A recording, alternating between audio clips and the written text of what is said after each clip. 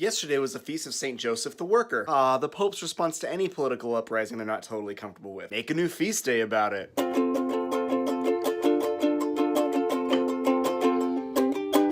Communists use May Day as like the official holiday of the worker, and the Catholic Church famously rejected the entire communist idea. But the reason they did that is actually kind of interesting. The Catholic Church does not reject communism because of the evil communist dictators, although those totally exist. The Catholic Church does not reject communism because it believes in private property, which we're gonna get to in a minute. No, Catholics reject communism because it is strictly materialistic and therefore completely denies God and the soul. You can't build a good society if you're gonna do that. So yeah, Catholicism rejects Marxism and communism. But we still raise up St. Joseph, particularly in his capacity as worker. Work itself is lauded. We're taught to give it a specific respect and rights. Work is defined very differently from what your boss would tell you, and injustice to the worker is a grave sin. So let's look at the catechism. Pulling from different places in the catechism, we have a running definition of a worker. A worker is someone who does his or her own duty in prolonging God's work of creation, in cooperation with God and with and for other people. They honor the gifts of God in their talents and therefore fulfill a part of their potential. A worker, by doing his or her daily work, assists the priest in the sanctification of the world. They are the primary author and the primary beneficiary of their own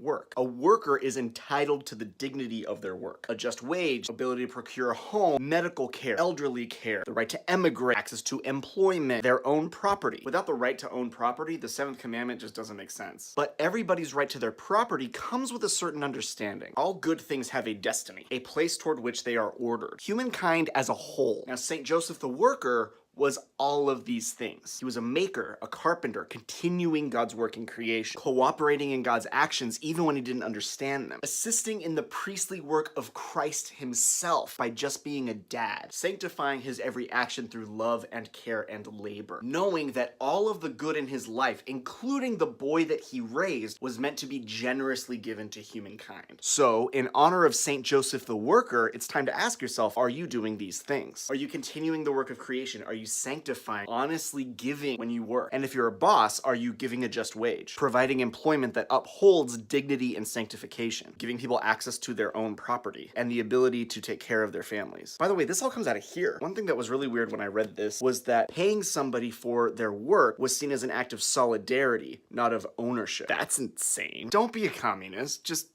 make sure the workers get what's theirs, while also believing in God and the soul. It's not that complicated.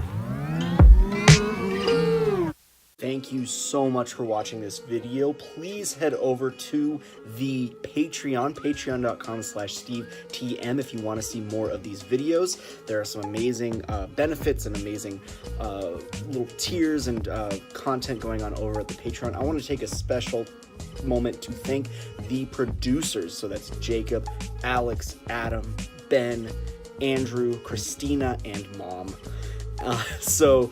Take care, everybody. This is going to be a really cool week coming up next.